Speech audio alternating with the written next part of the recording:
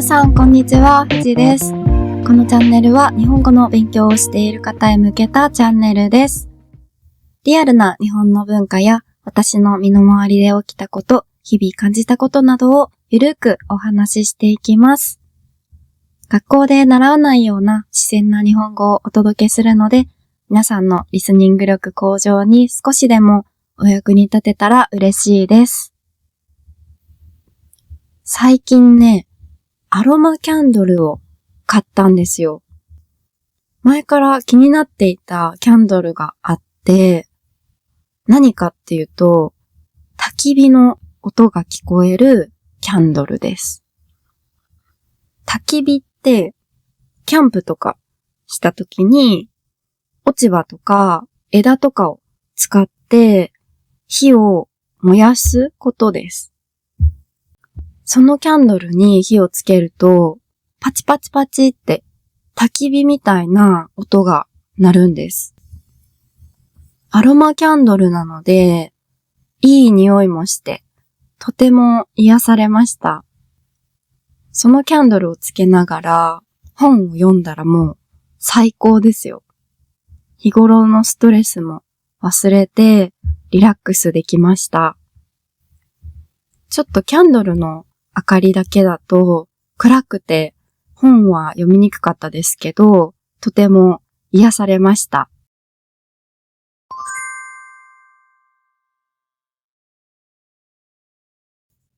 ということで、今日のテーマは最近癒されたことです。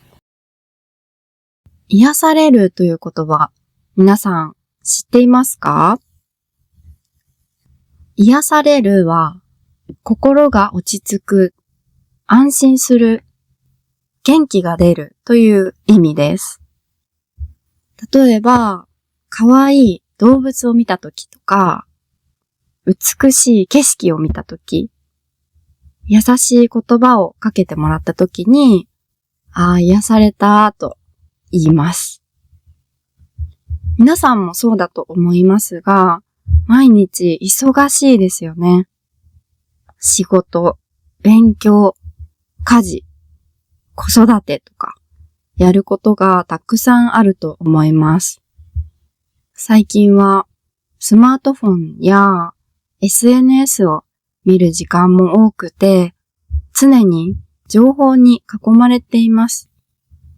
そんな中で心が疲れてしまうこともありますよね。何もしたくないな、疲れたなと感じるときありませんか？そういうときに必要なのが癒しです。癒しは心をリセットしてくれる時間です。大きなことでなくても、小さな癒しで気持ちが変わることもあります。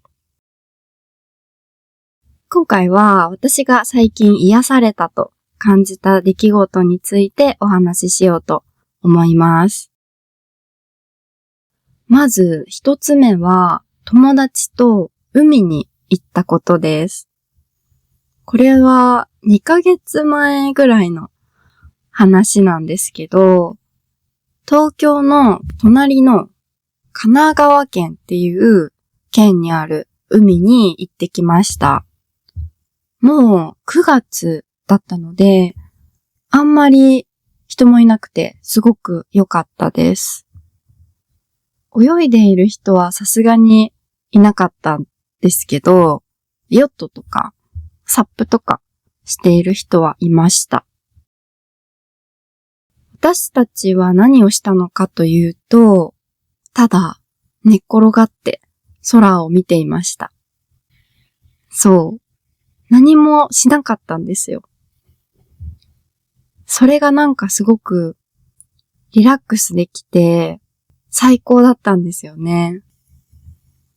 波の音を聞いて雲が流れるのを見ていたら、綺麗だな、幸せだなって思ったんですよ。いつもね、都会の人がたくさんいるところで過ごしているので、たまに自然に触れるとすごく癒されます。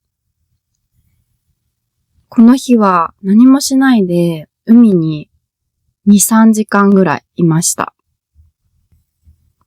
最高だったね。絶対また行こうって友達と話して、それでもう2人友達を誘って、今度は4人で海に行くことになりました。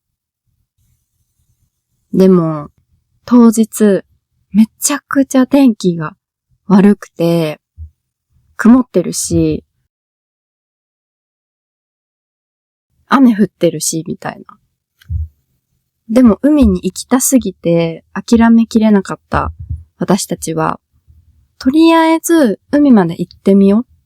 それから考えよう。突然晴れるかもしれないし、みたいな感じで海まで行きました。行ったんですけどね、天気は良くならず、むしろ悪化していたので、すぐに帰りました。あれは悲しかったですね。まあそんなに遠いところじゃないので、また行けばいいんですけどね。またリベンジしたいです。二つ目の癒されたことは、陶芸です。皆さん陶芸って知っていますか？粘土で形を作って、高い温度で焼くことを言います。お皿とか花瓶とかいろいろなものを作ることができます。うちのお母さんが前陶芸を習っていて、よく教室で作ったお皿とかコップとかを持って帰ってきていました。その時は陶芸って何がいいんだろうって思っていたんですね。でも友達が陶芸行こうって誘ってくれたので行ってみたんですよ。そしたらめっちゃ楽しかったんです。最近は陶芸体験みたいな教室に行かなくても1日だけ陶芸の体験ができるところがあったりします。私もその1日だけの陶芸体験に行ってきたんですよ。私たちは電動ろくろって言って電気の力で回転する台の上に土を置いて手で支えながら形を作っていく方法でやりました。まず土を触るのがすごく気持ちよかったです。ひんやりしていて、ほどほどに柔らかいんですよ。土を触っているだけで楽しかったですね。私はご飯を食べるためのお茶碗を作ったんですけど、すごく難しかったです。陶芸の中では作るのが簡単なものだったと思うんですけど、ちょっとでも力のかけ方を間違えると、ぐにゃってなって形が崩れちゃって、最初からやり直さないといけなくなるんですよ。細ければ細いほど、薄ければ薄いほど、もう少しの力で形が変わってしまうので、花瓶とか細長いやつは本当に難しいと思います。教室なので当然教えてくれる先生がいたんですけど、すごいんですよ、その先生が。私がぐにゃってしてしまった粘土をスルスルスルって一瞬で元の形に戻しちゃうんですよ。魔法使いみたいでした。すごい難しかったんですけど、なんとか最終的にお椀っぽい形にすることができました。そうして形を作ったら、あとは教室の人が焼いてくれます。1ヶ月後くらいに取りに来てくださいと言われました。どんな風になるのかとても楽しみです。自分で作ったお皿でご飯を食べたら、食べるのがより楽しくなりそうですよね。こういう黙々と何かを作るみたいなの好きなんですよね。すごく癒されたので、老後の趣味とかにしたいなと思いました。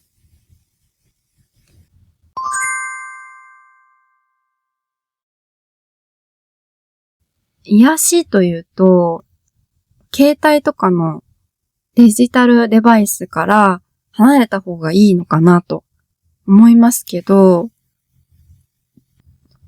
携帯で癒されることもありますよね。例えば、赤ちゃんの動画とか、おすすめに流れてきたら絶対見ちゃいます。あと最近ハマってるのが、AI の ASMR です。